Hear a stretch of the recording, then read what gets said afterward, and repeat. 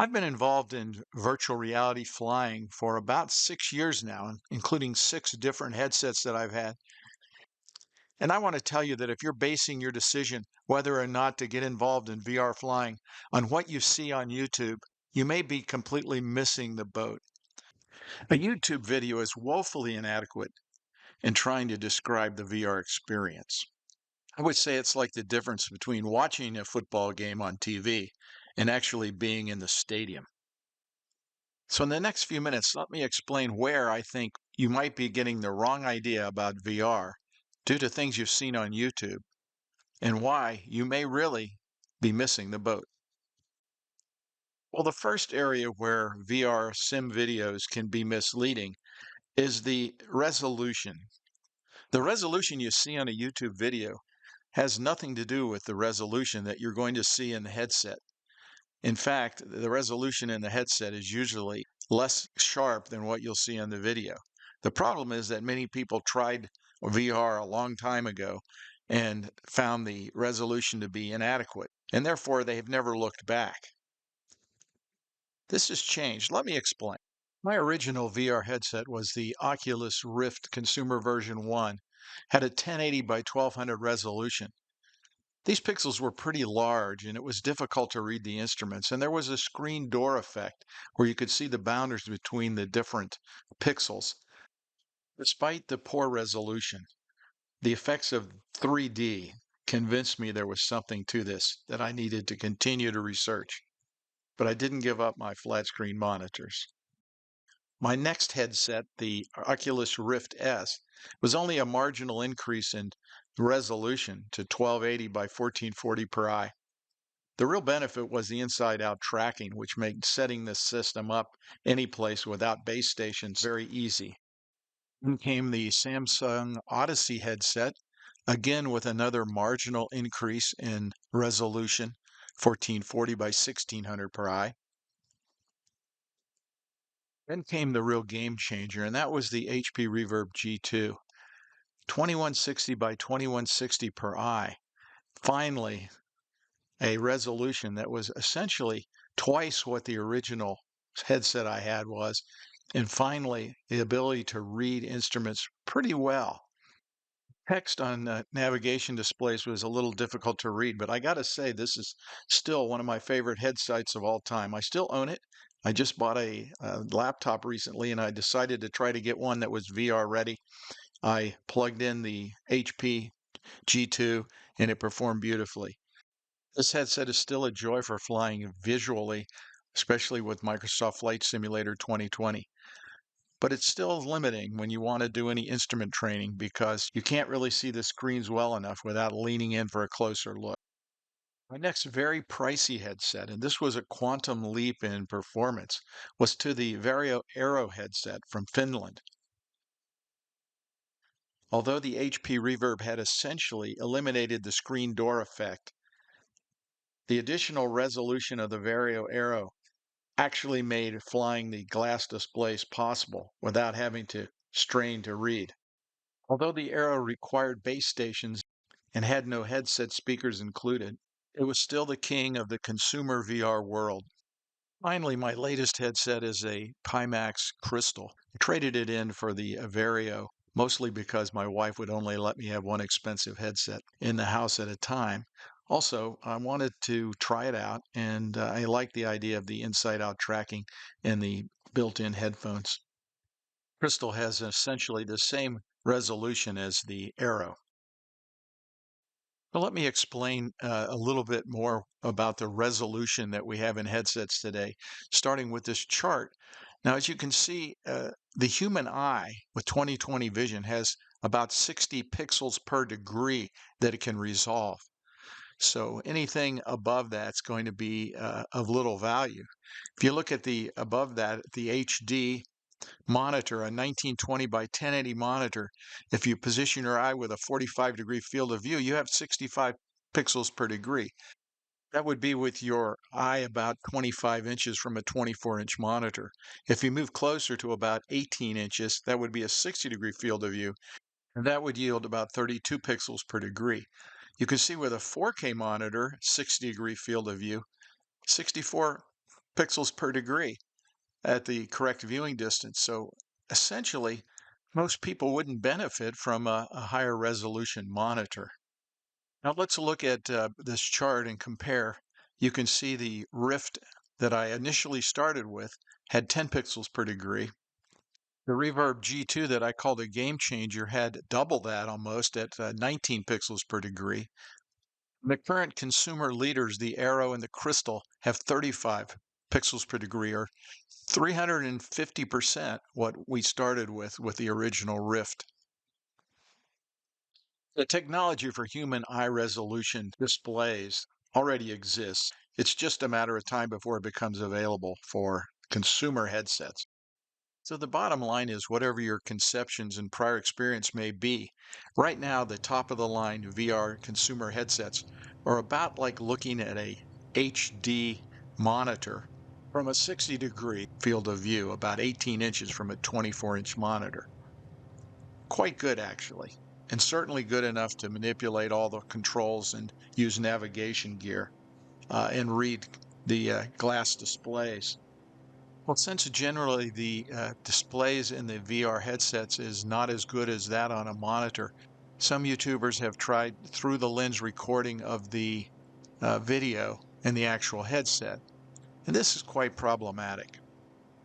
Really difficult to position a cell phone or other recording device inside the headset and keep it at a position where you can keep it in focus and in plane. You get a lot of aberrations and distortions, and sometimes the frame rates don't match up and you get some fluttering. And the results, as you can see here, just aren't that satisfying. They really don't do it justice. So people who are trying to judge based on through the lens recording also might be inclined to stay away from VR.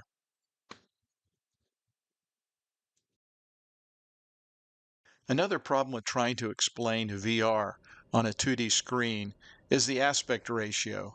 Most people don't enjoy these side-by-side images, even though they have a lot more information. So when we crop that for a 16:9 screen, we lose a lot of information. It really doesn't look that different than any other simulator 2D display that's recorded, except with a lot more head movement. And that is a detractor for many. Head movement is disconcerting for people who watch the videos, and it looks jumbled.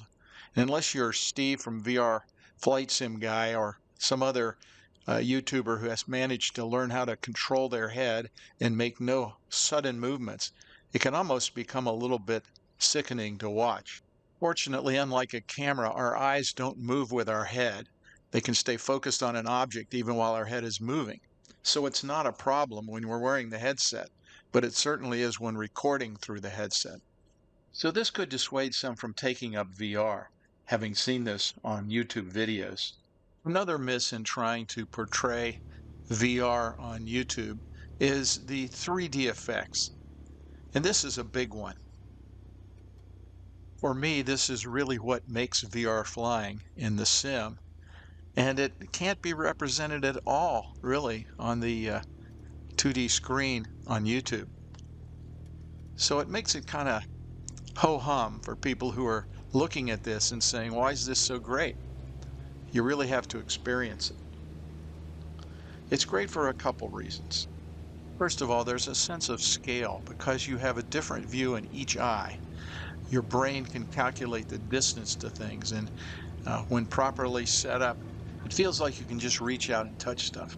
And also quite naturally raise your head up and down to look over and around things, like the A-pillar here who takes up a lot of the view.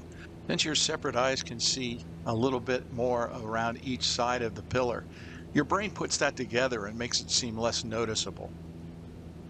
This is called the binocular effect, and basically the left eye you can see is angled slightly to the left, extends further to the left, and the right eye extends further to the right.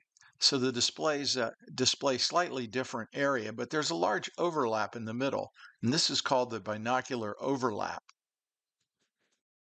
Now these highlights will show you the right eye does not see the area that's marked in green, and the left eye does not see the area that's covered with a red highlight.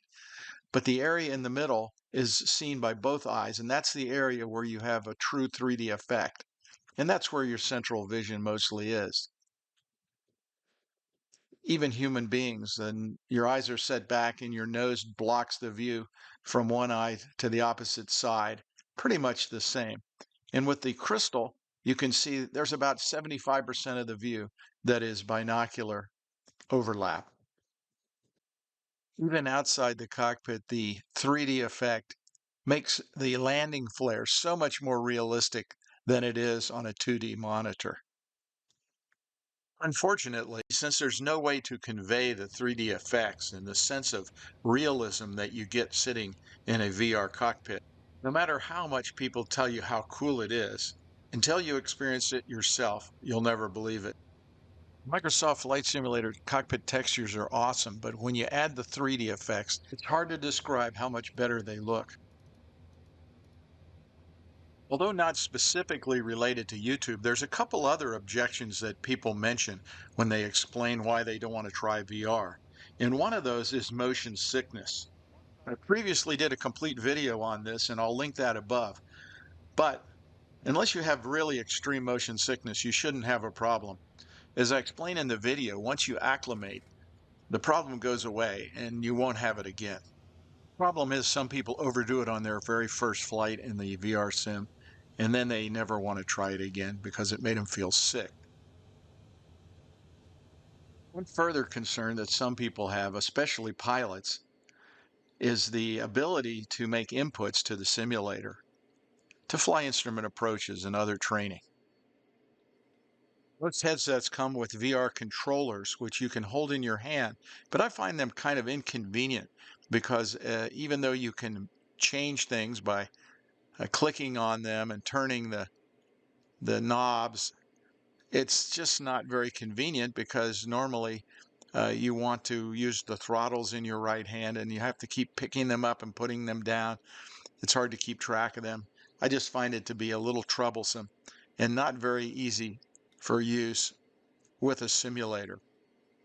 I think I found a better solution, and that involves a Kensington trackball mounted with Velcro on a knee pad. Now, with a Velcro knee strap, this fixes to your knee.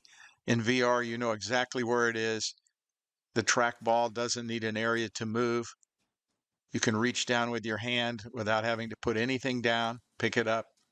You attach the strap on there. It has a trackball for the mouse. It also has a scroll ring that you can assign to the dials inputs. And of course, there's 4 buttons that can be programmed. So it gives you a lot of flexibility. And I think it's a really good solution compared to the controllers. Sure, there's many other solutions, but this one has worked for me, and I've gotten used to it.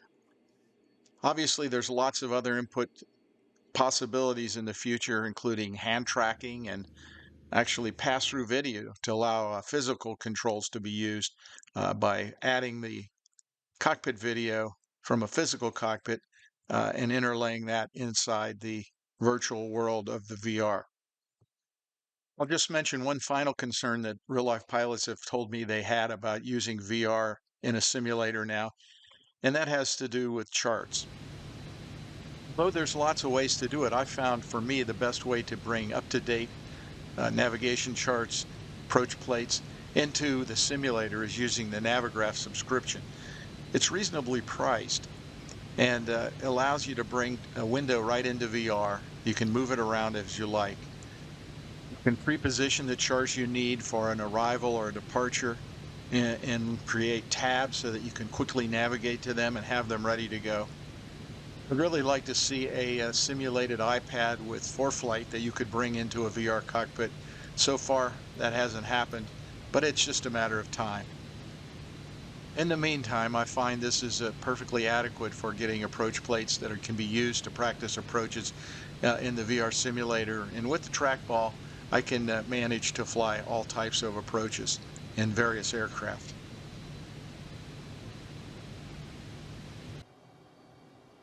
Well, I hope this video has helped you to see that maybe YouTube videos about VR are not giving you the whole story about what's available out there. Don't get me wrong, great channels like VR Sim Guy and the Sim Hanger give you excellent information about VR flying. YouTube is a visual medium, so you have to have something to put on the screen. But unfortunately, the VR mirrors really do give a false impression about what VR flying's about. As I've said, I think the YouTube videos on VR grossly underrepresent what VR offers. The medium just doesn't lend itself to fully conveying how awesome it is to fly in VR. I've become more and more of a believer the longer I've been using it, and I really believe it's the future for flight simulation. I'm pretty old and I've missed the boat a few times on technologies. When home computers came along, I didn't buy a computer for 4 or 5 years and I agonized over whether I should get a Mac or a PC. And then when the internet became more ubiquitous back in the 90s, mid 90s, I thought, why in the heck would I need the internet? And I didn't jump on the bandwagon earlier there. And I'll tell you, in both of those cases, I wished I had started much earlier because I really did miss out on some great opportunities. And I feel the same way about VR flying. I know it's expensive, but when you think about it, compared to building a home cockpit, total investment just isn't that different. And the VR cockpit requires a lot less space and it's much more portable. No, I was an early adoptee of the large 3 TV multi-monitor systems, and I loved using them, and they certainly are still a great way to sim. But I have to tell you, there's no way they can compare when it comes to immersion as compared to VR flying. Thanks for watching. Please like, subscribe, share with your friends, and I'd love your comments whether you agree or disagree. Have a great day. Hope I'll see you on my next video.